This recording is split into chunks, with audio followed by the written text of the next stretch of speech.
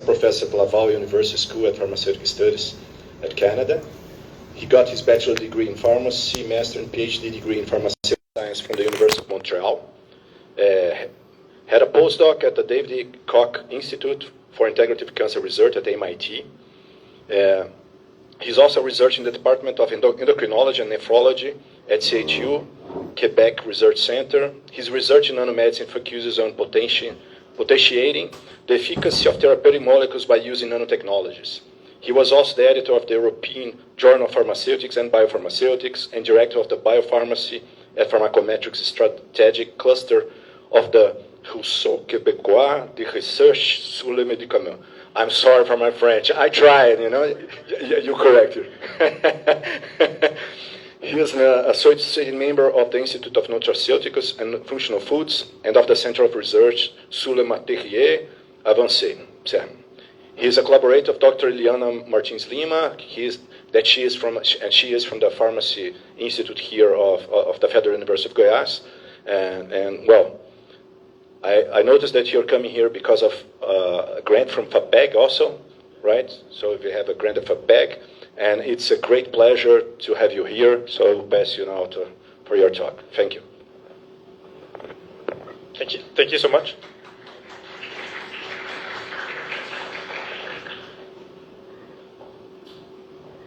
We'll leave a few seconds for Liana to sit down. I think she ran. I will start. Bon dia. Meu nome é Nicolas. Sou professor da Faculdade de Farmácia da Université Laval, em Quebec, Canadá. Como você pode ouvir, eu não falo português. Estou desolado por isso. Portanto, a apresentação será feita em inglês. So this was the hard part. So thank you so much for having me. It's a pleasure to be here, back here. I've been here 8 years ago. Gave a talk in the same room, so it's a pleasure to be back in Goiânia. And today I will talk to you a little bit about the work that we do in our lab, and focusing on polymer degradation as the topic for today. But before I start, this is my Portuguese text that messed up everything. All right, before I start, let me just introduce you where I'm from. So I'm from Canada, which is north of the United States, as you know. So Canada is a fairly big country, probably similar in size as Brazil. We're a bit, I think it's slightly larger, but a lot of it is really cold and very, I would say, desertic for different reasons. The population of Canada is very small compared to Brazil, and it's, as you can see from this map here, it's located, right at the border and of the United States. And so we have a lot of places where, in Canada here, the population of moose is higher than the population of humans. In that sense, it's a bit similar to Brazil, where you have like denser population around the coasts, and maybe some Amazonas where there's no population. So, but it's a fairly different reason. Up north, it's really cold and fairly inhospitable. I'm from Quebec, which is here, and I'll get back to this city. But Quebec is the capital of a French-speaking province of Canada. So there's only one province in Canada where we speak mainly French. And Quebec City is a very small city, I would say. The population of the greater area is only 800,000, so it's fairly small. It is known because we have a very large river, and it's called the St. Lawrence River. And this river is quite big, so it's not as long as the Amazon, but it is very broad and very large. And so this is a very interesting part of the city where a lot of the city is next to this river. As you know, Canada has fairly different weather compared to Brazil, and so we have higher temperatures.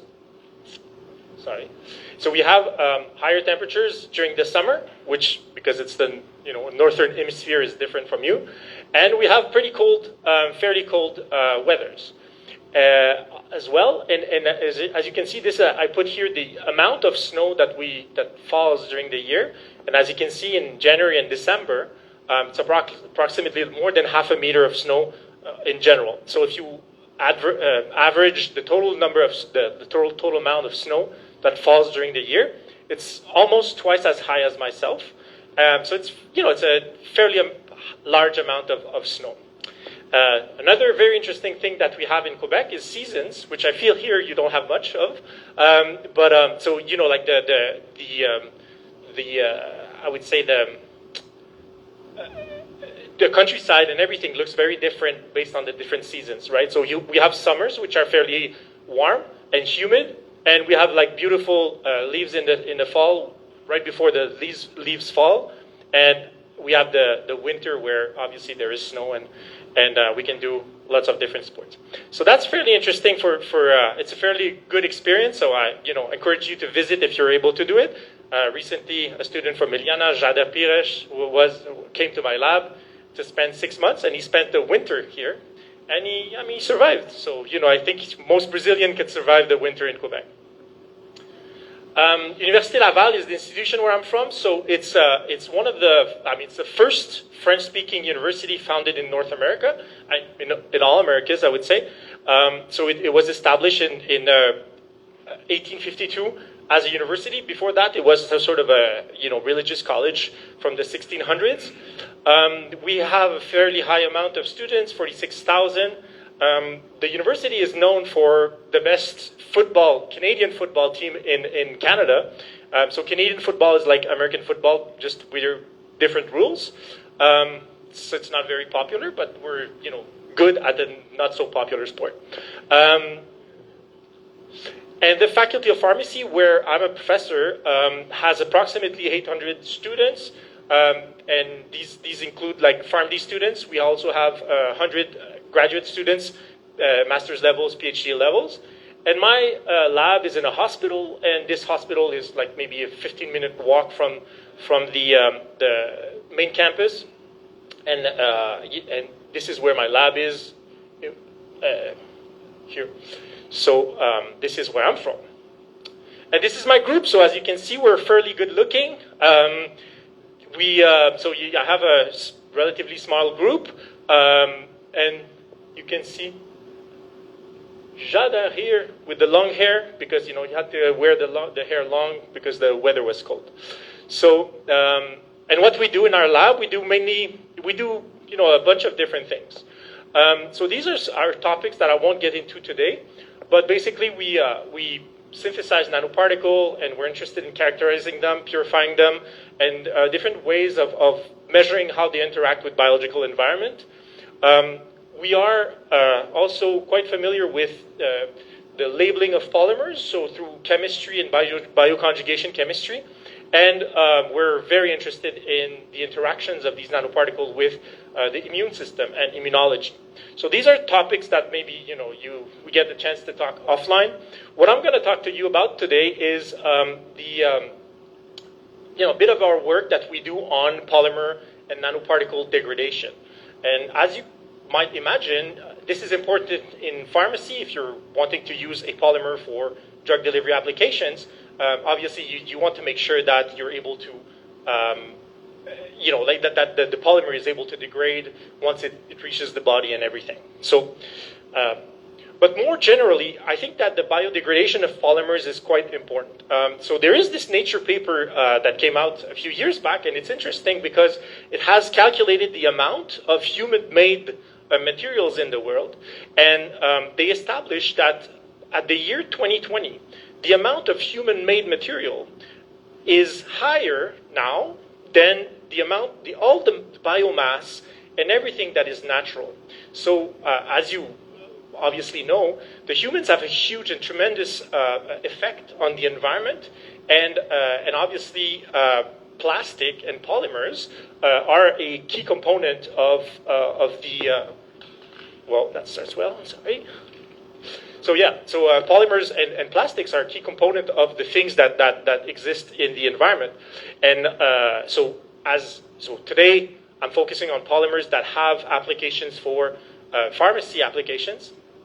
But you can think about maybe these methods more generally as a way to study, in general, polymer degradation. And, because I wanted to keep the topic light and not be, too pessimistic about the environment state, I just, encourage you to read that paper and maybe think about, the influence that we have overall as humans on our planet. So biodegradable polymers might be an alternative to make sure that the amount of material we create has a lesser impact on the environment. All right. This paper here, this is in Angewandte Chemie, the chemistry journal, is really a really interesting read. So it's not from me, but it's a very interesting read, and I encourage you, if you are interested in polymer degradation in general, I think it provides a very insightful view on what is considered polymer degradation. So obviously, from the standard, UPAC point of view, there is a standardized definition of polymer degradation, but there is also a concept, right, where when you have a piece of plastic, first it will interact with its environment, and it will create a biofilm. It will be destroyed into small pieces. You will have a phenomenon where the polymers, which is a large molecule, would be degraded into smaller parts and smaller chains. And if it's truly biodegradable, technically the environment should be able to assimilate these degradation products, right? And eventually the bacteria could eat parts of the degradation product. And I think currently this is the trouble we're having with plastic, is we stay roughly in these two stages, and we have a harder time making sure that whatever the degradation products are, they can be used by the rest of the environment. So again, read that paper if you're interested, because it's really quite interesting. So from the mechanistic point of view, if you want, degradation of plastic, and this is true in pharmacy. So this, you might be very familiar with this, with these two concepts of surface erosion and bulk erosion. These are concepts where the plastic will interact with their environment, and either their size will reduce, like this, as you can see from this black dot. The area of the black dot decreases as the surface gets eroded, right? Maybe just like a candy that you would, a hard candy that you would put in your mouth, and that would eventually, erodes all the way to being a very tiny, tiny piece of candy.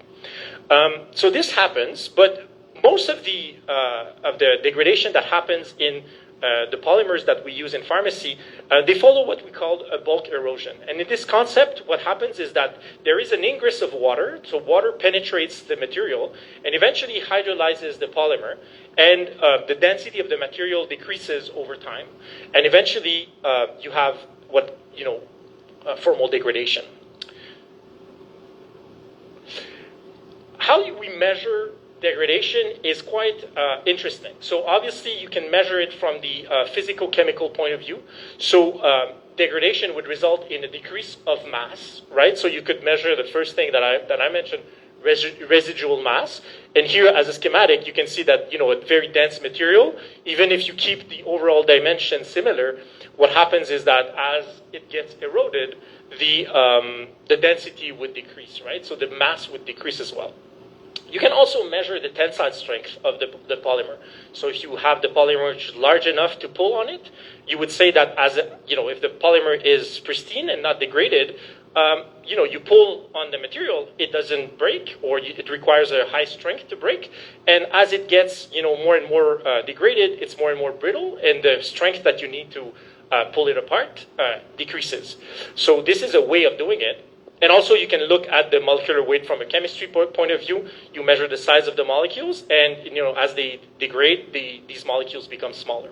So all these relate on measuring the physical-chemical properties of the polymer, but they don't provide any true insight on how well the environment will really assimilate the material. So this just tells you how the material falls apart. Right? So this conversion of the polymer to smaller molecules that can be used by the environment is what's the process called mineralization. And this is sort of the last step, which is usually quite difficult to reach. So one of the first papers that I read when I started, right? So in 1995, some of you, I mean, most of you were not even born, but I was, but I was too young to read that paper in 1995 when it came out. I started reading it. I think one of the first papers in my master's, and this is a very interesting paper by Taigwen Park. Maybe Iliana knows of him, and they looked at the degradation of microparticles made of a polymer, of biodegradable polymer, and they followed various things, right? So they loaded them into simple Eppendorfs, spun down, waited for some time, some time of incubation in PBS, and eventually they spun it down, centrifuged the pellet, and looked at what happened in the pellet and what happened in the supernatant. And the take-home message, I mean, this paper is tremendously important for everyone that works with PLGA. So if it involves and I'm looking at you, Ishader, because I know you're interested in PLGA, but you should definitely read it if you're interested in polymers for pharmaceutical applications. But the conclusion of this paper is my conclusion for you today about this paper is that polymer degradation can be measured as a semi-quantitative measurement by following the molecular weight. Here, this is just a regular gel permeation chromatography. And it's relatively easy to measure in simple buffers, right? Here in this study, they used PBS, which is a buffer most of you use for your own experiments. So it's quite simple to measure degradation in that context. But, biological environments are not PBS, right? They contain a bunch of other molecules that might interfere with these methods. So in order to study polymer degradation in a context and environments which are more relevant to what we do in our lab, we were interested in finding out, can we do something to have a better appreciation of polymer degradation in biological environments? And one of the things that my lab does quite well is we label nanoparticles and polymers because we have access to a variety of different techniques. One technique that we do is we deal a lot with radioactivity, and these are relatively stable. I mean, they're radioactive isotopes, but they have long lives. So we use tritium and we use carbon-14. And we use also fluorescence. I won't be talking too much about fluorescence today, but mostly I'll be talking about the use of radioactivity. And our question that we ask is, can we use these radioactive labels in order to monitor polymer degradation and how quickly our nanoparticles fall apart? And of course, we approach this question with a pharmaceutical point of view, where we were interested in finding out, let's say I inject my material to an animal, will this animal be able to eliminate it and excrete it? One concept that we used is size exclusion chromatography, which most of you are familiar with. In a nutshell, this system uses porous gels that have pores, and these pores have a specific dimension. So they have holes in them, and these holes, they are of a specific dimension. Based on the type of gel you're using, these pores can be larger or smaller. You pack this gel in a column, and what happens when you load something on this gel is that whatever material or analyte are larger than the pores, they have to go around these pores because they're too big to enter the pores. And the material that are smaller than the pores, then what happens is that they get into the pores and they get lost into the pores. And if you look at what comes out of this chromatography system, what comes out first is larger than the pores, and what comes after is usually retained in the column and has been held back just because it took a long route throughout the pores. So we can use this quite easily with polymers, and so the people of you that have done gel permeation chromatography to analyze their polymer, you know that this is a technique that is quite well used, but you can also load nanoparticles with that. And in that context, what you're interested in is to try to separate what is excluded, which is what is strictly too big to enter the pores, from what is retained in the pores, which would be smaller. So this differs a little bit from maybe the GPC you guys have used in your labs, and I'd be happy to talk about the details, the differences later on. if you need. So Amrita Dikpati, so she was a former graduate student in my lab. Now she's a scientist at Xenon Pharmaceuticals in Vancouver, BC, and she was working with the industry, and the industry had a polymer called trimethylchitosan, which is a chitosan derivative. You might have heard of it. Basically, it's a polysaccharide that has a bunch of positive charges and some primary amines, and also some acetylated glucosamines, right? So this is a natural sourced polymer which has been transformed to make an excipient which might be more interesting. At least that's what the company thought. So we were interested in finding out what happens with these polymers, and so she labeled it by simple EDC and HS chemistry, where she reacted that with radioactive acetic acid. And what happened was she obtained a polymer that was labeled. So again, this is similar to the chromatography. The schematic that I showed you earlier. Here in the first peak, you have the polymer itself, and what is retained here is the non-attached label. So that is removed. So this is just a purification process here. But basically, doing this simple chemistry, she was able to label the polymer. And once pure, the polymer, eluted only always in these fractions around 5 milliliters. So she confirmed that the polymer was labeled.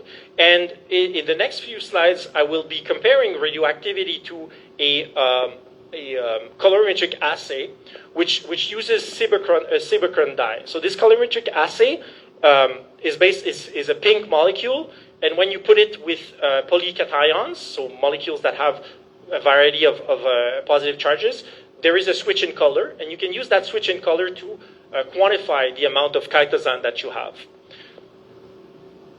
And you can see from this graph here that there is quite a good correlation where in the fractions where you have radioactivity and from the fractions where you can detect these polymers. So for us, that meant that the radio labeling that Amrita had done was quite efficient to be able to radio label chitosan. So from there, we sort of established methods to degrade that polymer. So one simple method is just to take that polymer and hydrolyze it with strong acid conditions. And this is a very simple thing. Most things in acid, they don't dwell too well. So using standard methods, we established that there was some degradation. We can see that from conventional gel permeation chromatography, and there was also a decrease in viscosity of the solutions, which also is indicative of polymer degradation. So this was one method that we used to degrade the polymers, and there is another method that we use to degrade the polymer, and that's using lysozyme, which is an enzyme that you and I produce in many of our cells, and it's part of the immune system, and it's used to degrade the membranes of bacteria. So again, similar conclusion with that. So we established two different conditions where we could, using traditional methods, confirm that this chitosan was destroyed, right? So here, because these methods were simple, this is similar to the biomaterials from 1995 paper that I showed you before.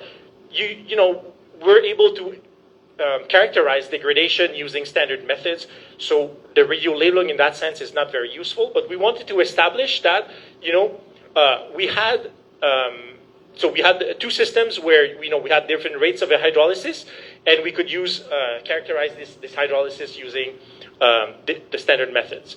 And we wanted to establish that our method with the size exclusion chromatography and the radioactive polymer provided similar results, right? That whatever we observed using traditional method, we observed the same thing using our method that we called SERP, for size exclusion of radioactive polymers.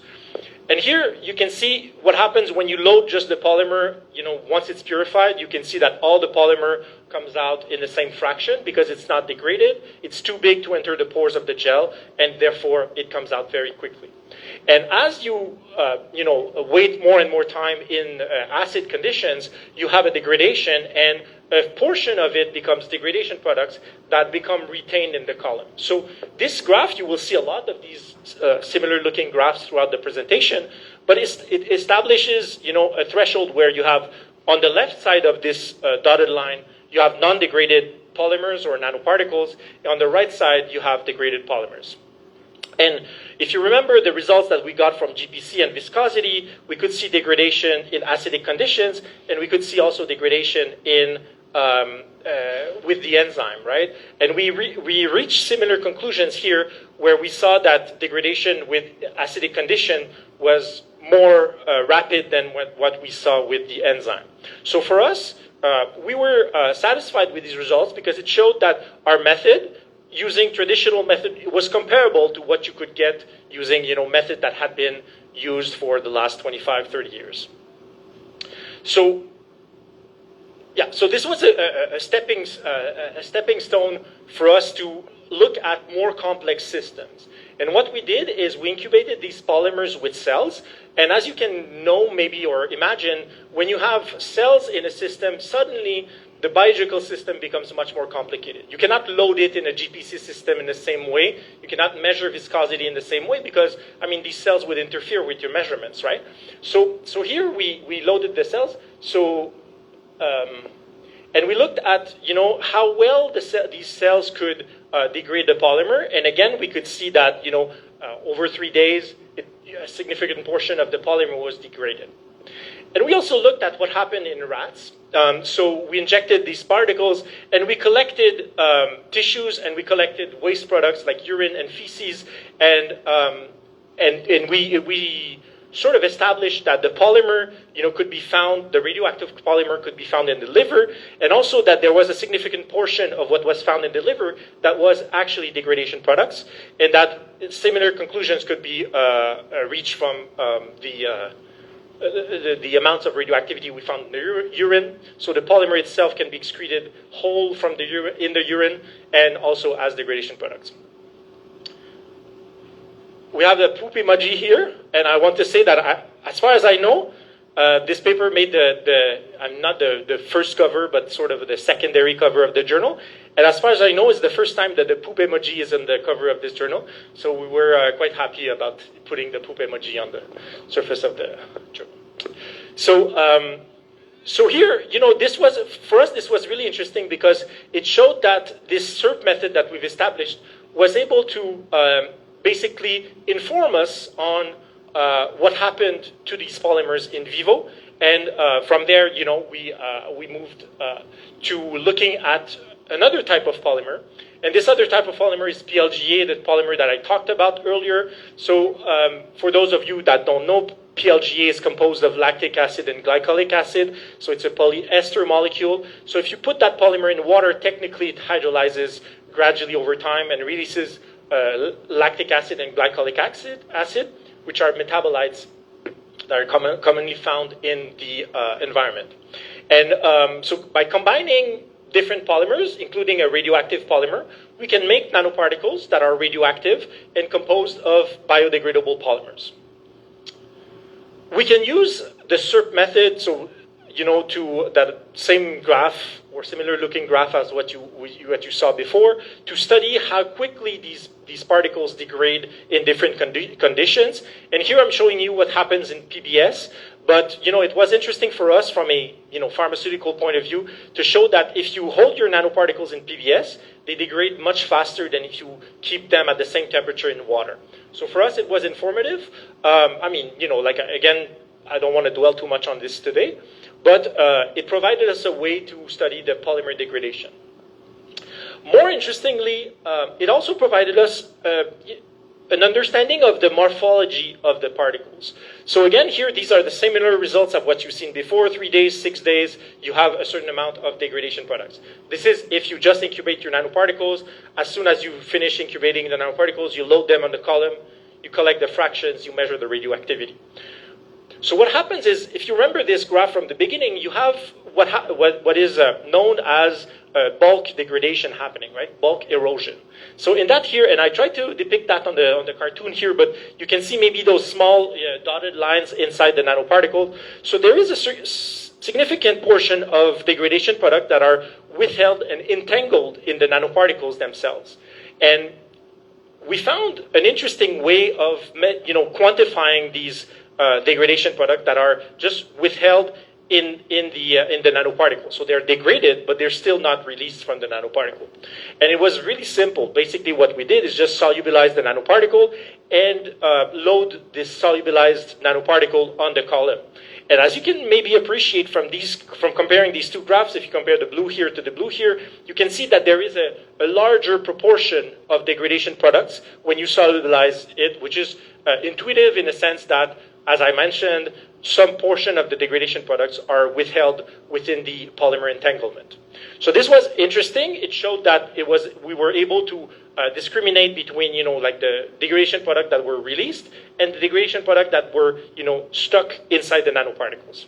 What was more interesting is that we established also that when you load the drug in the nanoparticle, it sort of changes completely how the nanoparticle is able to withstand and hold the degradation products. So here you can see that with one drug, there's not much difference between the lines on the left and the lines on the right. Yeah, left, right. So you can see that, this is relatively similar and that, just a small portion of the degradation products are held within the nanoparticles. But what you can see when you load a different type of molecule inside, you can see that here there is basically most of the degradation product are not held within the core of the nanoparticles. And for us, this provides maybe an indirect way of, studying the architecture. So the goal of this paper was not precisely to establish the mechanism, but, again, after the presentation, I'd be happy to discuss about that with you if it's of interest. What we saw also is that when we took nanoparticles that were mildly degraded, and by that, just incubated for a few days in water, and compared the pharmacokinetics that we obtained with more degraded nanoparticles, we could see that there is a huge difference in the way these nanoparticles behave. So in other words, if you look at, most characterization method that we use to say, okay, my particles are stable, for example, DLS, NTA, which are methods that you use here. Between these three formulations, there's no difference. They're exactly the same. So DLS and DLS and NTA are not able to find differences, yet when you inject that to animals, they behave very differently. And with using this method, with SERP method, we can establish this degradation, which is, too small to really affect how the DLS looks, but is big enough to make a difference from the biological perspective. We were also happy to look into, if SERP could be used with PLG nanoparticles. So these results are relatively similar to those that I presented earlier with chitosan. We injected these particles to rats and collected their urine. And as you can see here, contrary to what we saw with the chitosan, where we saw a significant portion of non-degraded polymer that was excreted with the chitosan, in this case, every degradation product that we found in the urine was truly degraded, and we could not find any nanoparticles. So it was interesting, but like a sort of a tool to study what you find in those biological systems. Were also able to look at degradation in different gastrointestinal fluids, and as you know, in the GI tract there is a change in pH. There is a variety of enzyme as things go from the stomach all the way to the intestines, and we can use the method to establish that degradation mostly occurs in the presence of some enzymes. That we can quantify it and quantify it to have kinetics of degradation in the presence of these enzymes. And we can also discriminate which enzymes are responsible for the degradation of these PLGA nanoparticles, which might be useful for us if we want to use these nanoparticles for the oral delivery route. So I'm reaching the conclusion of the talk, and I hope that it convinces you that, like the method that we put forward with the size exclusion of radioactive polymers enables us to, find interesting things about the biodegradation of the different polymers. I want to emphasize the fact that we're mostly focusing on this part, again, of the degradation process, right? The process where you start from a large molecule and you produce smaller degradation products. And we're working on trying to elucidate what happens in that. I'm not quite ready yet to talk about these results, but in the end, I think that overall this method is interesting and provides complementary information on nanoparticles and the systems we're using for other applications. With that, I want to stop and acknowledge, the students that worked on this. So there is Amrita that graduated. There is also Antoine Labrie, who's a master's student now in my lab, and Alissa Lavoie-Girard, who's an undergrad student that obtained some of the work that I presented in the last slide. And I think that the take-home message for most of you students is maybe keep in mind that we establish a method, and let's be honest, this method is not super fancy, right? It's a method that it involves radioactivity, so of course there is a certain level of complexity of handling those dangerous materials. But besides that, we use the column and we use that to pursue various hypotheses and test some different conditions to generate some results. That resulted in publications that were fairly well received by the field. So when you become a specialist as a student of one technique or one method, and you use that, you become very proficient with it. I encourage you to think about what are the other things that I could look into that would be similar and would not require me to become proficient in many more different techniques. Just use this technique and try to build on that to generate knowledge. And I think in general this is how we will advance the field as a community. So I'll be happy to answer questions.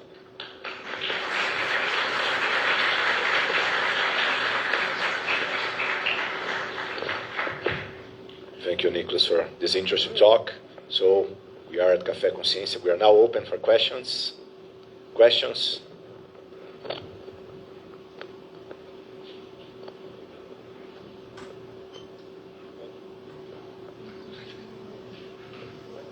So thank you very much for the nice talk. I think that my question, of course, that I'm absolutely out of the field, so I understand nothing about this.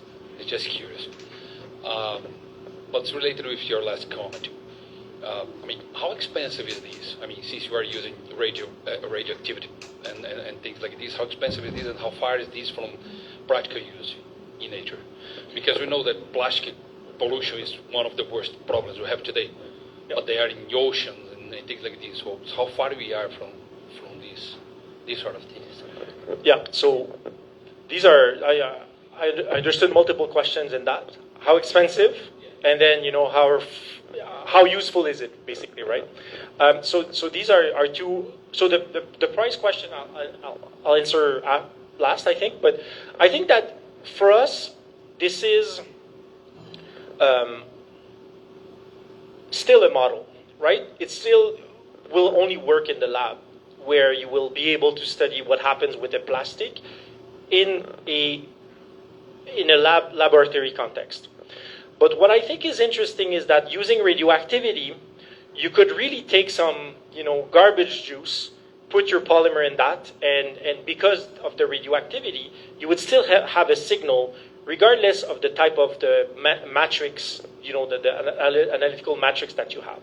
So in that sense, you talked about the, great garbage patch that is in the ocean, and this is problematic, right? But you could also do tests in, seawater. You could do with bacteria and so forth. And, honestly, I encourage you to look at the Angevante paper, because it's really insightful on, the limitations of doing lab work. And at some point, you need to stop being in a lab. So it is useful to get a fundamental understanding, okay? It will not be useful to, take your small cup of coffee, for example, and make it radioactive so you can study how quickly, this won't work, right? You need the chemistry in order you have to have a reactive polymer that you're able to attach radioactivity to it to study. So it's still just a model, right? But we think that the radio label only slightly modifies the structure of the polymer. And therefore, doing it in the lab would still provide you some of the understanding of what would happen, like in a different context. And we hope that, building forward, we hope that we're able to achieve some understanding of the degradation of other polymers. I mean, these polyesters are probably not the most problematic in the world, right? There are some other polymers that are much more prevalent and are much harder to degrade.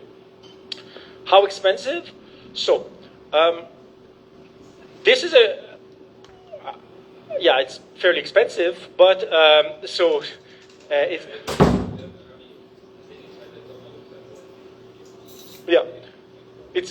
for studies it is I would say that like for example the acetic acid that we purchased, okay, is around so for the chitosan labeling at the beginning of the presentation, this was around $3,500 US for a quantity of reagent that allows us to do quite a lot of experiments. So of course it's a big chunk of money, but it's not like hundreds of thousands or but like I think that you need to manage the waste, obviously, because these are radioactive, so they need to be segregated from regular waste. So this is usually our institutions that take care of that, and there is the analyses also that are so. It is not a cheap method, but it's not. I would say it's cheaper than some of the work that I do with animals, for example. Thank you. Questions?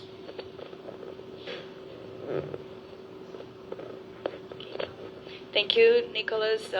As always, very, very fantastic work. And I remember when you told me that you were having a poop published in the cover of Control Release. So now I see what it was. And it was still a formal poop. You saw the mustache, right? Like yeah, I mean, I saw. It looked professional, right? Disguised. Like it was not like a poop. No, you disguised the poop very well. Yeah. I don't know. Of course, you showed the application for plastic degradation and other polymers, but do you think this could also give us an insight on stability of medicines based on polymeric particles or other types of polymeric structures in medicine, sometimes maybe implants or other types of structures, because we are usually thinking about polymeric dispersion of these particles, but you showed that some of the degraded polymer is still within the particle, and we are not able to realize that by using the average everyday methods that we do. So maybe the understanding of the stability, shelf life, or even the release of the drug that these particles contain. There's some of these that have been quite well characterized. I mean, the release of the drug, I don't think that our technique is much better than like HPLC methods or quantitative methods, right? So I think that this is, but for sure for us, I think it's an opportunity to study degradation in general, and to maybe make a link with the former comment. I think that the plastics nowadays, the problem is not what happens to this cup, because we're able to make cups that can be degraded into very small chunks of plastic that are not necessarily, you can't see them anymore. But there are a lot of, so that's why I started with an introduction that was really, like dark, because, you and I probably have a lot of microplastics in our body, right? And this is a huge problem. So I think that in that sense, this is where I believe there might be more opportunities, because to measure drugs which are of macroscopic dimensions, you can still easily weigh them, right? You can weigh them, you can probably pull on them to see, is it degraded? Am I breaking stuff easier because it's degraded and so forth? So I think that yes, we can use that. I think that there would be challenges of casting the radioactive material homogeneously throughout the structure that is more, macroscopic than nanoscopic. I don't know if that was, but that very, very tiny. So yes, we can think about it, and like looking at the 3D printing instruments that you have at your lab. I mean, your collective lab. But there could be opportunities to try and print a radioactive structure, a 3D, and look at how quickly it degrades and so forth. So I think yes, is that the cheapest and quickest way to do it? I mean, then this maybe raises the question. But yeah, I think that there is it's interesting to look at what happens to those microplastics, and we're not there yet, right? But this is what I would like to look into, is say, okay, we know microplastics exist, and like they come from those other plastics than these, right? But if we can make them radioactive and we can use that method, maybe we can achieve a very good understanding of like, is it problematic? I mean, of course we think that it is, but so forth. And we hope to achieve that understanding eventually.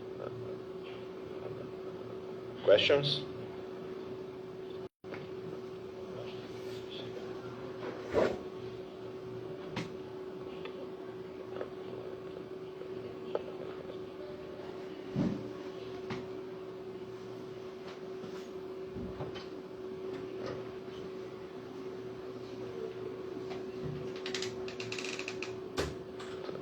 Yeah, so it's very interesting. Okay, so it's a good question. I can repeat it for the whole room. So basically, I talked that in their lab we developed some methods using fluorescence, and I think fluorescence is more accessible for a lot of people.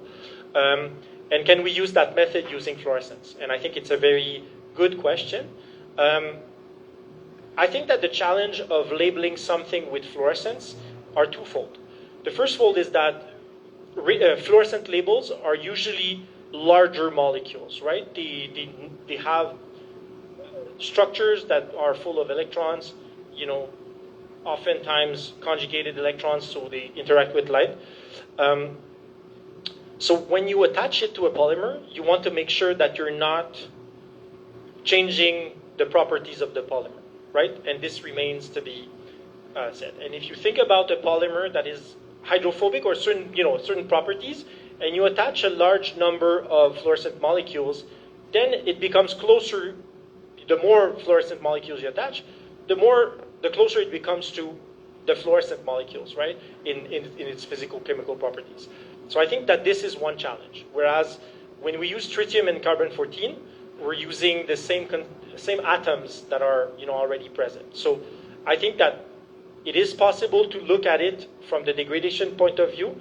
There is a paper that we published in Pharmaceutics where we compare, like the release of radioactivity and fluorescence, and we saw some differences based on the structure of the fluorophore that we used. And I think that this would be a challenge of fluorescence. But I think that it's not necessarily problematic. We could probably use that to answer other questions. Maybe not the same, but other questions, and maybe to see how it distributes. The second challenge, I told you there's two challenges. The second challenge is the fact that in order for this to work, you want to attach the polymer throughout the molecule, right? The label, you want to attach it throughout the molecule. If you attach it only at the end, you're basically studying how quickly this end is lost. And I think that this is always a challenge. Not all polymers have multiple attachment points. So yes, this is a second challenge. But fluorescence is one thing, but I mean, I'm sure that you at the Physics Institute, you're also interested in various type of spectroscopies that are, quite different from fluorescence spectroscopy. And I think that some people have worked on looking at the Raman spectra of these molecules. And sometimes when some polymers, they have like very specific Raman spectra, then you can track them in biological environment. That could become an opportunity to study also what happens. So maybe fluorescence is one tool, but you can also imagine and think about possibly other tools that could be of relevance. Great. I know that other people would like to ask some questions too, but I remember that today we have a double Café com Ciência, so we need to go to the next speaker. So I would like to thank again Dr. Nicolas Bertrand for the second time here in Café com Ciência to give this very interesting talk. Thank you. Thank you so much.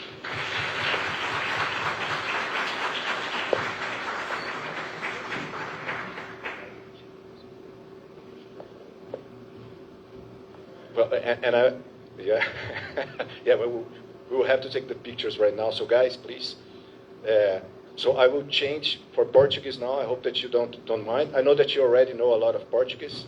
You looked like in the beginning. Bom, nosso próximo palestrante é o Dr. Stefano. Stefano, por favor, se você puder vir. Eu vou só pedir um favor para você. Vai demorar um pouquinho enquanto a gente arruma, que a gente vai tirando umas fotos, mas pode ficar ali do lado. Daqui a pouquinho eu comento um pouquinho do Stefano.